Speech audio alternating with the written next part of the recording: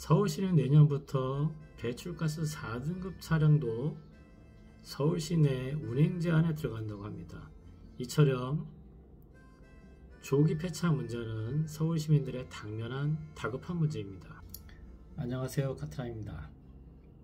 오늘은 서울시 조기 폐차 바뀐 점과 문제점에 대해서 한번 알아보는 시간이 되겠습니다.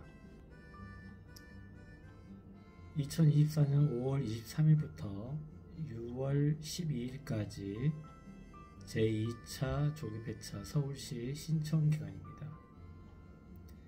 기존의 조기 폐차를 보시면 일단 각 지자체마다 상반기, 하반기 정도로 나누어서 며칠부터 조기 폐차 시행한다 이렇게 공고를 내고, 예산이 소진이 되면 끝날 때쯤 돼서 언제쯤 끝난다 해가지고 접수를 마감하고 선착순으로 지원한 차량들에 한해서 조기 폐차 지원금을 주는 방식이었습니다. 작년부터는 4등급 중에 저감 장치가 부착되어서 신차 출고된 차량도 조기 폐차 지원 대상으로 포함하면서 그 범위가 아주 넓어졌습니다.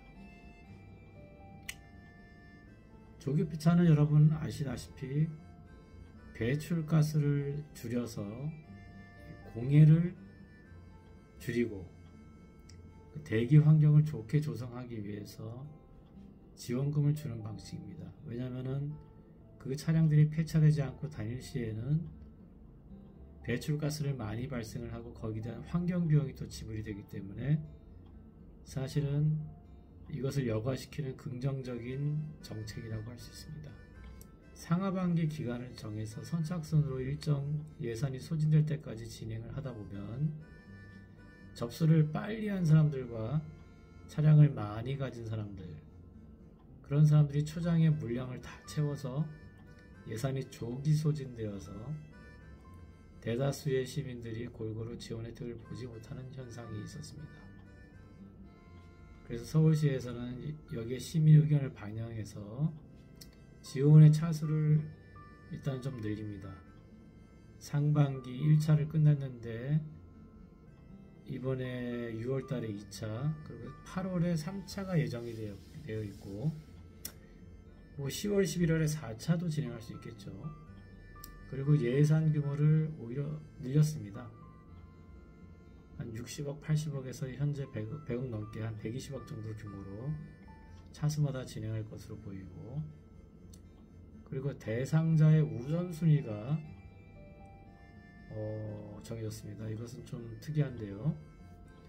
선착순으로 지원하는 걸 없애고 일정 기간 동안 지원한 모든 인원 중에서 형편이 어렵고 정책상 지원이 꼭 필요하다, 이렇게 먼저 필요한 대상부터 지원을 합니다. 저소득층, 그리고 두 번째 저감장치 장착 불가 차량, 5등급 차량이죠. 쌍용 릭스턴 같은 차량입니다. 그 다음에 택배 차량, 그 다음에 어린이 통학 차량, 그리고 소상공인이 보유한 노후 경유차, 그 다음이 이런 기준에 부합하지 않는 그냥 일반 차량들입니다. 이렇게 대상자 우선순위를 두어서 어려운 사람들을 먼저 지원하겠다, 이런 취지의 사업이 진행이 되고, 그리고 한 사람이 여러 대를 갖고 있는 경우가 있으니까 한 사람 한 대 먼저 지원하겠다. 한 사람이 5등급, 4등급 노후 차량을 여러 대 갖고 있고, 이런 경우는 1인당 한 대를 먼저 선정하고 예산이 나오면 다시 돌아서 나머지 대수를 이제 또 순차적으로 지원한다, 이런 내용입니다. 그리고 한 사람이 다수의 차량을 갖고 있는 경우에는 제작 일자가 오래되거나 주행거리가 긴 차량을 우선순위로 선정을 해서 조폐를 하게 되고 지원하게 됩니다. 근데 여기서 저희가 이제 이 사업 변경에 대해서 돌아볼 점이 있습니다. 첫째는 조기 폐차 사업이란 이 정책의 원래의 취지입니다. 조기 폐차는 대기 환경을 개선하기 위한 사업이지 어떤 복지 사업은 아닙니다. 지자체마다 배정받은 예산을 선심으로 노후차를 타고 있는 저소득층에게 나눠주는 것이 아니라 부자이든 가난한 사람이든 상관없이 배출가스로 인한 환경오염을 줄이는 정책입니다. 두 번째는 저소득층을 이 정책을 통해서 선별적으로 지원을 하겠다 하는데, 노후 경유차를 갖고 있다고 해서 꼭 그 사람들이 서민은 아닙니다. 특히 4등급 차량, 4등급 경유 차량의 경우에는 고급 차량도 많습니다. 모하비, 베라크루즈, 그리고 외제차 경유 차량, 이런 SUV들 전부 그 당시 고가 차량들입니다. 예를 들면 2011년 4등급 차량 1톤 포터가 있습니다.